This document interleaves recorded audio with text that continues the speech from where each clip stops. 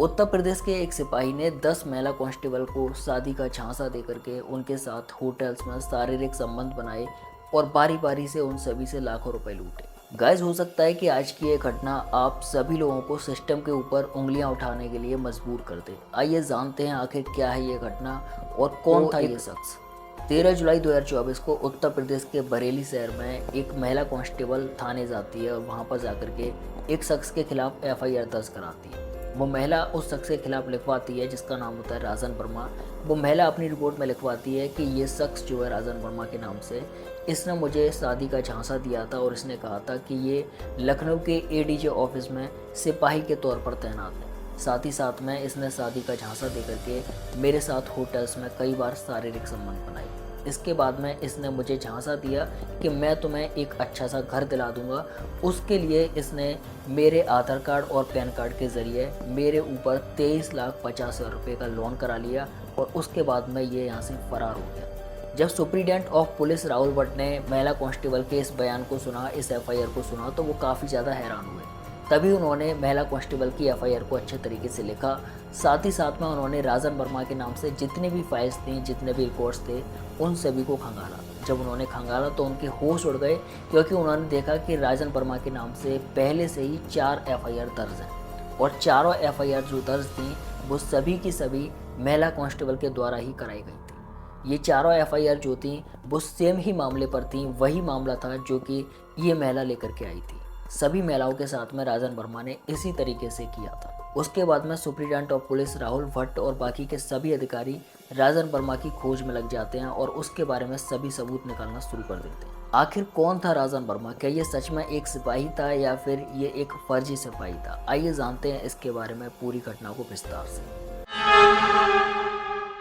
उत्तर प्रदेश लखीमपुर का निवासी राजन वर्मा पेठे का व्यापार किया करता था। पेठे के काम से राजन वर्मा जो था वो बार बार अयोध्या जाया करता था। तभी उसकी अयोध्या में मुलाकात होती है एक शख्स से जिसका नाम होता है सुनील गुप्ता। सुनील गुप्ता जो होता है वो पुलिस में सिपाही के तौर पर तैनात था। तो राजन वर्मा जो होता है वो सुनील गुप्ता से कहता है कि मैं भी तुम्हारी तरह सिपाही की नौकरी करना चाहता हूँ। तो सुनील गुप्ता जो होता है वो राजन वर्मा से कहता है कि ठीक है, हम तैयार हैं, कोई दिक्कत नहीं है, तो 5 लाख रुपए देने होंगे, हम तुम्हारी नौकरी लगवा देंगे। राजन वर्मा जो होता है वो सुनील गुप्ता को 5 लाख रुपए दे देता है और सुनील गुप्ता जो होता है वो राजन वर्मा को पूरी ड्रेस जो होती है पुलिस की, वो पूरी ड्रेस ला करके दे देता है। सुनील गुप्ता राजन वर्मा को डायरेक्शन देते हुए कहता है कि तुमको ट्रैफिक सोर्सेज पर जाना पड़ेगा और जितने भी फेस्टिवल्स होते हैं वहाँ पर तुमको जाना पड़ेगा। मतलब कि जहाँ पर भी बहुत ज़्यादा ट्रैफिक होता है वहाँ तुम्हें हम भेजेंगे। इसके अलावा जितने भी फेस्टिवल्स होते हैं जहाँ पर भीड़ बहुत ज़्यादा होती है तो वहाँ पर तुमको जाना पड़ेगा। राजन वर्मा जो होता है वो तैयार हो जाता है और अपनी ड्रेस व्रेस लेकर के वो अपनी नौकरी करना शुरू कर देता है। 3 से 4 महीने तक राजन वर्मा लगातार नौकरी करता है और सुनील गुप्ता जो होता है वो उसके अकाउंट में रुपए ट्रांसफ़र करता रहता है। एक मिनिमम, जैसे कि जिस तरीके से एक सिपाही को मिलते हैं उतने रुपए ट्रांसफ़र करता रहता है। जब 3 से 4 महीने बीत जाते हैं उसके बाद में राजन वर्मा जो होता है उसको एहसास होता है कि मुझे ना ही तो कहीं पर बुलाया जाता है, ना ही मैं किसी अधिकारी से मिल पाता हूँ। इसका मतलब ये है कि कहीं ना कहीं मेरे साथ में सुनील गुप्ता ने फ्रॉड किया है। इसके बाद में जब राजन वर्मा जो होता है वो सुनील गुप्ता के पास जाता है और उससे काफ़ी ज़्यादा उसकी बातचीत होती हैं और काफ़ी ज़्यादा उन दोनों के बीच में मतलब कि एक तरीके से हम बोल सकते हैं कि लड़ाई भी हो जाती है। जब लड़ाई होती है तो जो राजन वर्मा होता है वो बरेली के ही एक थाने में जाकर के सुनील गुप्ता के खिलाफ जो है रिपोर्ट दर्ज कराता है।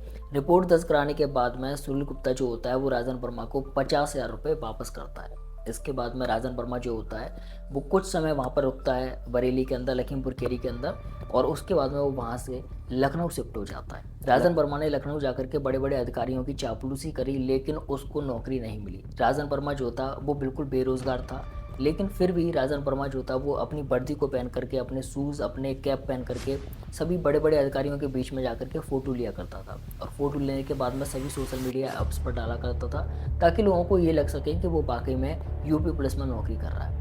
और इसी की आड़ में जो राजन वर्मा था वो लोगों को ठगा करता था। लोगों को ठगने के साथ में किसी से किसी तरीके से रुपए लूट रहा है, किसी से किसी तरीके से लूट रहा है और लोग उसका विरोध नहीं कर पाते थे। 2020 में राजन वर्मा लखनऊ पुलिसकर्मियों की वीआईपी पार्टी में जाता है और वहाँ पर जाने के बाद में राजन वर्मा इधर उधर घूम रहा होता है, सभी बड़े अधिकारियों के बीच में जाकर के अपनी वर्दी पहने हुए होता है और वहाँ पर जाकर के उन सभी के साथ में फ़ोटो शूट कर रहा होता है। तभी उसको एक लड़की दिखाई देती है जो कि पहले से ही महिला कांस्टेबल होती है और वो सच में एक महिला कांस्टेबल थी। जब वो लड़की राजन वर्मा को देखती है तो वो राजन वर्मा से काफ़ी इम्प्रेस हो जाती है। तभी वो दोनों एक दूसरे से मिलते हैं, बातचीत करते हैं और धीरे धीरे करके उनका सिलसिला काफ़ी आगे बढ़ता चला जाता है। उनकी जो दोस्ती होती है वो शारीरिक संबंध में तब्दील हो जाती है और उसके बाद में वो दोनों शादी करने का डिसाइड करते हैं। शादी होने के कुछ समय बाद में महिला कांस्टेबल को पता चल जाता है कि जो राजन वर्मा है वो बेरोजगार है, उसके पास किसी भी तरीके की कोई नौकरी नहीं है और ना ही तो वो सिपाही है। उसके बाद में दोनों लोगों में काफ़ी लड़ाई झगड़े होते हैं, लेकिन बाद में चीज़ें सुलझ जाती हैं। अब जो महिला कांस्टेबल होती है जो कि राजन वर्मा से शादी की थी उसने,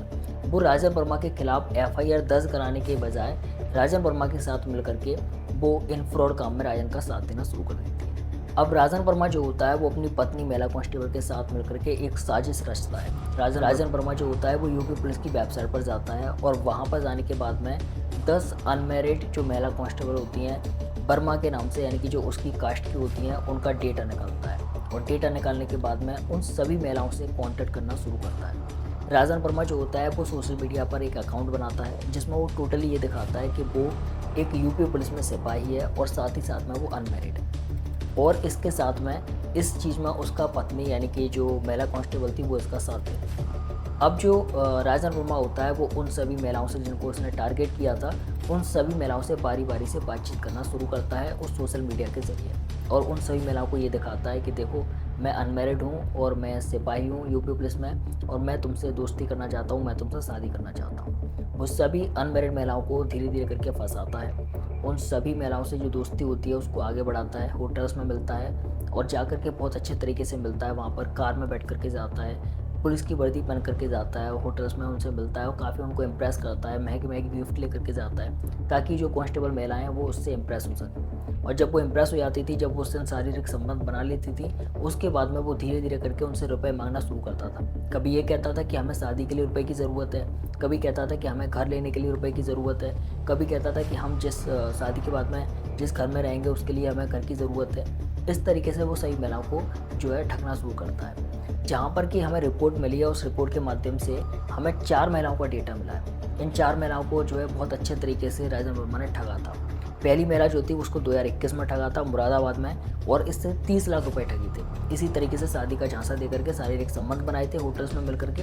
उसके बाद में इसने मकान दिलाने के नाम पर उससे 30 लाख रुपए ठगे थे। इसके बाद में 2022 में लखीमपुर खीरी में इसने एक महिला को ठगा था जिसको मकान दिलाने के लिए, ज़मीन दिलाने के लिए इसने कहा था, वो भी महिला कांस्टेबल थी। उसके साथ में भी इसने शारीरिक संबंध बनाए, शादी का झांसा दिया और इसने 6.5 लाख रुपए उससे ठगे।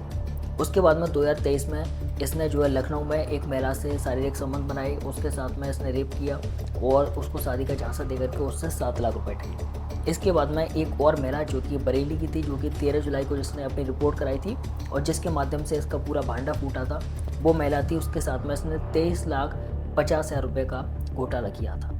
ये महिलाएं वो थीं जिन्होंने अपने बारे में रिपोर्ट दर्ज कराई थी, जिन्होंने अपने बारे में खुलासा किया था।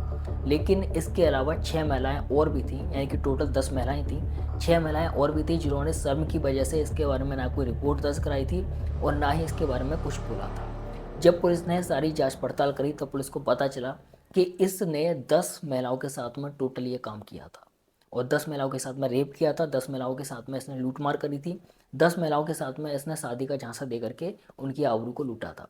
अब ये जो पैसा था वो कहाँ जाता था, ये इस चीज़ को आप सुनिए। ये जो पैसा था, जो पैसा ट्रांसफ़र होता था, वो सारा का सारा पैसा जो था वो इसकी पत्नी थी, जो महिला कांस्टेबल थी, उसके अकाउंट में ट्रांसफ़र होता था। अब जितने भी लड़कियां, यानी कि जो महिला कांस्टेबल थी, जो पैसा ट्रांसफ़र करती थी इसकी पत्नी के अकाउंट में, तो उनको ये लगता था कि ये भी पुलिस में है, ये भी पुलिस में है, तो इसीलिए वो इस पर ट्रस्ट करती थी और ट्रस्ट की वजह से वो जो है पैसा ट्रांसफ़र कर देती थी।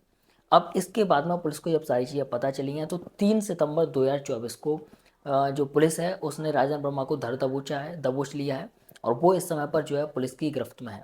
मैं आप सभी लोगों से कहना चाहूँगा कि हमारे देश की जो महिलाएं हैं वो काफ़ी ज़्यादा इनोसेंट हैं। मैं प्रीवियस वीडियो में बोल चुका हूँ, मैं अब भी बोल रहा हूँ, हमारे देश की महिलाएं काफ़ी ज़्यादा इनोसेंट हैं। वो किसी भी इंसान को यूँ ही दिल दे बैठती हैं। मैं आपसे कहूँगा कि आप सबसे पहले उस इंसान को पहचानो, थोड़ा समय दो अपने आप को भी, उसको भी। जब तक वो इंसान आपको समझ में नहीं आता, आपका दिल गवारा नहीं करता, तब तक आप उस इंसान के इनसाइड बिल्कुल मत जाओ, उस इंसान के क्लोज बिल्कुल मत जाओ। सतर्क रहो, सावधान रहो। एक महिला कांस्टेबल होने के बावजूद में भी आप इतनी बड़ी गलती कर रहे हो, आपसे बड़ा कोई भी, मतलब कि हम कह सकते हैं कि आपने सबसे बड़ी गलती करी है। इसके अलावा और भी जितनी भी लड़कियां इस वीडियो को देख रही हैं, मैं आप सभी लोगों से रिक्वेस्ट करूंगा कि प्लीज़ आज के समय पर घोटाला कहाँ हो रहा है, आप खुद नहीं जानते हो, हम खुद नहीं जानते हैं कि कौन इंसान किस रूप में आकर के हमें टक्कर के चला जाएगा। आपको ये लगता है कि सामने वाला इंसान पुलिस में है, लेकिन कुछ पता नहीं है वो पुलिस में है या फिर नहीं है। और I am really sorry to system. मैं कहना चाहूँगा कि पुलिस का भी आज के समय पर कोई भरोसा नहीं है कि पुलिस आपकी हेल्प करे या फिर ना करे। So sorry for this topic. और मिलते हैं अगली वीडियो में, तब तक के लिए bye bye, thank you so much.